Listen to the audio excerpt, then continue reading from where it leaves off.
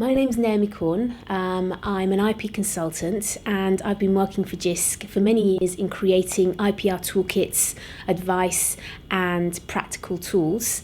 I work predominantly across the UK's public sector, so with museums, libraries, archives, funding bodies, universities and colleges. And my main areas of expertise are both looking at the opportunities that IPR presents, but also looking at how risks can be managed as well.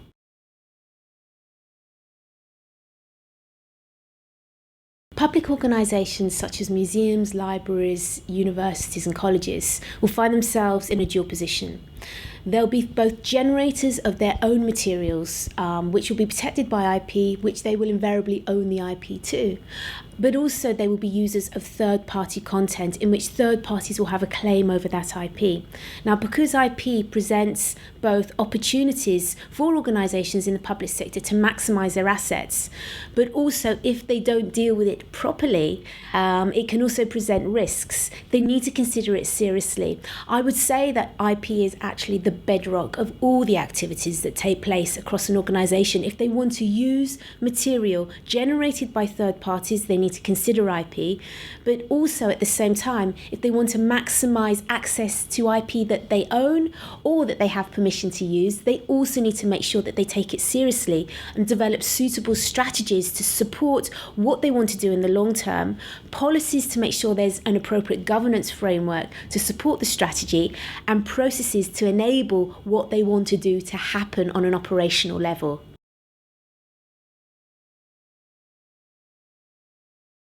With regards to digitised resources, for example, if a university wants to ensure that these resources can be provided to as many people as they want under the most open conditions they want for the long term, or indeed it also wants to consider business models that might support, that might maximise the value of these digital assets, they have to consider intellectual property rights.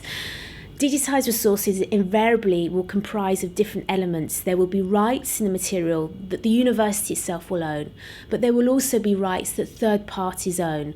There might be rights that are owned by students, potentially material taken from the internet. It might be that they don't know who the rights holders are. They're either unknown or cannot be traced, a phenomenon of orphan works. And so essentially, if a university wants to be able to control access to these, it has to consider intellectual property rights. So they really are at the bedrock of sustainability for a university.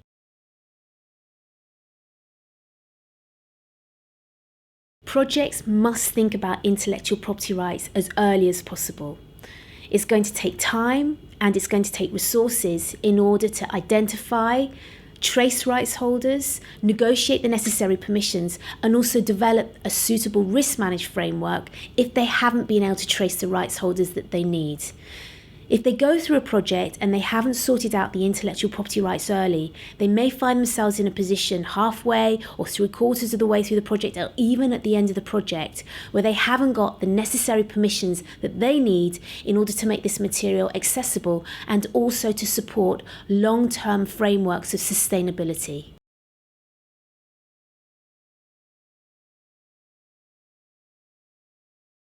Initial decisions about intellectual property rights will absolutely affect future outcomes.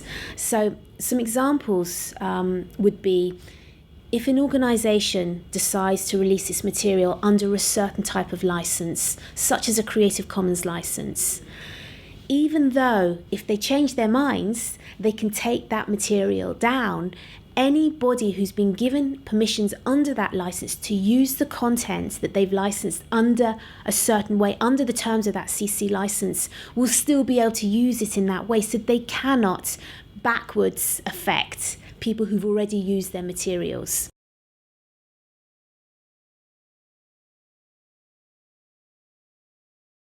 Organisations in the public sector absolutely need to take a strategic approach to intellectual property rights. They need to understand that a holistic approach to how assets are created, how they're negotiated, how they're used. They need to understand the role of the value proposition within that broader holistic framework will then help them determine how they should go about negotiating permissions from third parties, the types of permissions that they need as well. So, for example, if an organisation takes something that we call a one-touch approach to intellectual property rights, so this is a way of them negotiating once with rights holders for all the uses that they need for the use of a particular asset as early as possible, they will then find themselves in the long term in a position where many different departments can use the same asset in many different ways. It can then also simultaneously develop suitable long-term sustainability models to support those activities and indeed to support the organisation as well if it wants.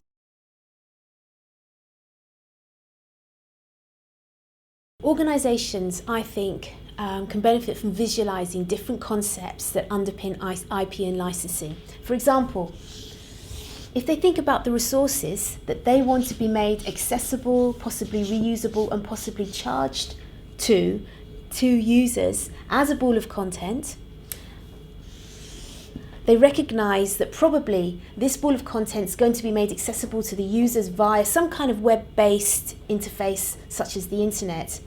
And they will be using a license to provide access to this materials to the users. That's probably the first steps that they will need to consider. Now, if they then go back to the content and appreciate that within this content it can be treated almost as a pie, that there'll be elements of content within these resources where the organisation itself will own the rights. And we spoke earlier about an organisation being both a user of third-party rights but also a generator of its own intellectual property rights.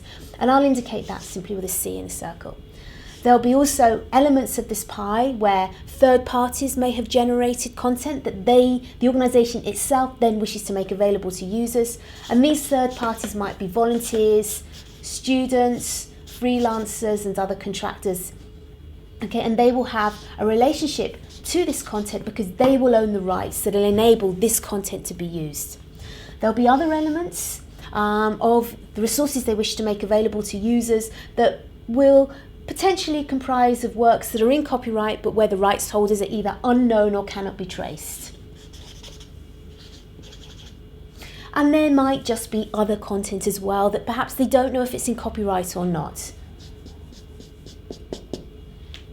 So essentially, the concepts here are that if end users wish to use this material, and if there are third-party rights in this material, an organisation will need to ensure that there is compatibility between what we term as the rights in, i.e. rights that the organisation does not own itself, that it needs to negotiate with any third parties, and the rights out that it is then subsequently granting to the end users. The rule of thumb is this: if an organisation wishes to make material available to end users, if it doesn't get enough permissions from any third-party rights holders, then it will effectively be providing resources that infringe copyright. There has to be compatibility of rights in and rights out. An organisation needs to get at least the same number of permissions, if not more, than the permissions that itself is giving to end users. And in fact, another key point is absolutely essential. Before embarking upon any project, an organisation needs to consider not only the rights that exist in this material it wishes to make available to its end users and try and negotiate the appropriate rights, but also it needs to identify the type of license, the type of permissions it wants to grant from end users. It's not going to be helpful for an organisation to embark upon a project where it seeks permissions from rights holders, then decides on its end-use licence and hasn't actually got enough permissions to fulfil the licence that it wishes to make the material available to its end users. Now, in terms of the relationship of intellectual property rights and licensing to making material available for free, licenses that can be used to satisfy this might be the Creative Commons suite of licenses. But because Creative Commons licenses are non-exclusive, there is no reason why, in fact, the same set of resources can't actually be made available under charge-for business models. And indeed, an organisation might also wish to start thinking about how that initial set of resources can be derived into another form and made available also to users as well. A good example might be that this wall of content represents, say, a low resolution image of works in its collections, but then maybe the high resolution image is made available under a different licensing regime. There would be nothing to stop an organisation to actually consider that. But what these two types of material have in common is that they will both include third-party rights. So in order to ensure that actually all this schema of licenses can be fulfilled, third-party rights holders need to be able to be contacted and to give their permission, give the right amount of permission to ensure that an organisation has the control, has the ability, has the flexibility to provide access to the materials in the way that it wants to provide access.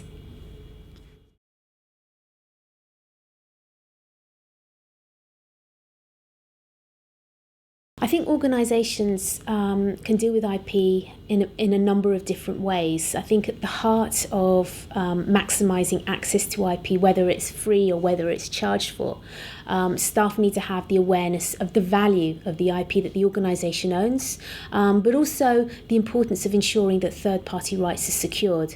And I think awareness can be nurtured through training. I think it can be nurtured through making sure that there is appropriate information within an organisation that relates to how IP can be protected, how it can be controlled, how access can be given to third-party content as well, and also rights that an organisation owns itself. And this might be done through developing an appropriate governance framework towards IP by ensuring that senior managers and also staff who are working on the coalface understand the value of IP, understand that rights need to be dealt with early on, understand the benefits of a one-touch approach to securing permissions from third parties, understand that use of third-party rights is supported by risk management, that how an organisation's appetite for risk can also determine how it makes content available, to whom it makes content available, and under what conditions. An organisation can also develop partnerships with third parties. It can develop partnerships with commercial companies who themselves might exploit that IP if the organisation doesn't have the appropriate framework in place to do so.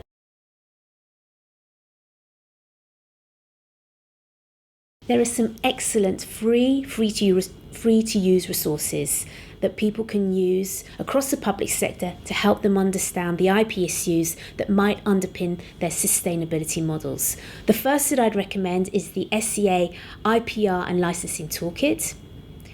The second is the SCA IPR e-learning module, which is divided into 6 learning objects, all free to use, free to repurpose, free to download. And they include Introduction to IPR, using and accessing third-party content, protecting and managing rights, Creative Commons licenses, the Digital Economy Act, and orphan works and risk management.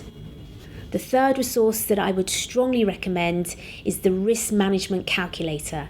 This is a wonderful resource that projects can use for assessing the indicative levels of risk associated particularly with making orphan works. So these are works where the rights holders are either unknown or cannot be traced, available to third parties under different types of licenses. And the fourth set of resources that I think projects may wish to look at are those that are created by the OER IPR support project. And again, there are lots of template tools in there, template rights clearance letters, there is a Creative Commons compatibility wizard, there are risk assessment tables, and I think those sets of resources will help organisations deal with the IPR and licensing issues that might arise.